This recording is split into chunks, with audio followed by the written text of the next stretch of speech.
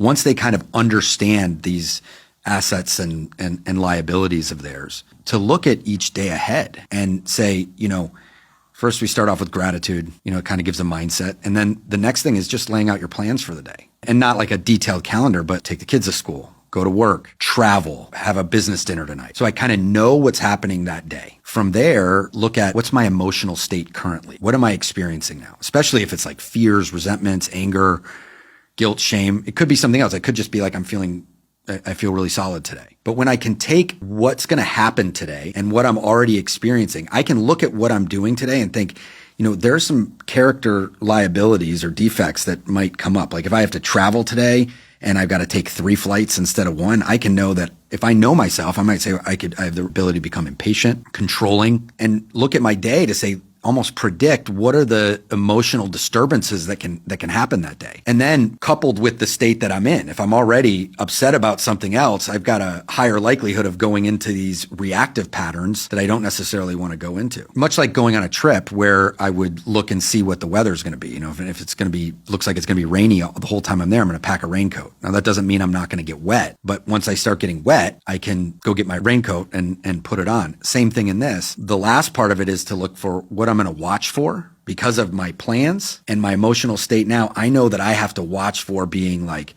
maybe short or controlling. I want to watch for these character defects or liabilities. And then what do I want to strive for?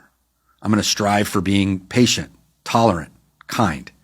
Now, just because I write this down, just like the rain jacket, doesn't mean I'm not going to experience these things.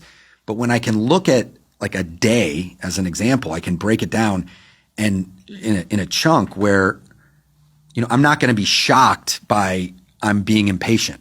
And as soon as I get impatient, I can remember this is what I want to watch out for today. So then I can, use one of the tools that I might have that I've laid out. It might just be if I'm in the airport, walk away, take a breath, and remind myself this is what I'm striving for today. And in this exercise, we're putting out in front of us what we might be experiencing based on what we know about ourselves and what we've learned about ourselves.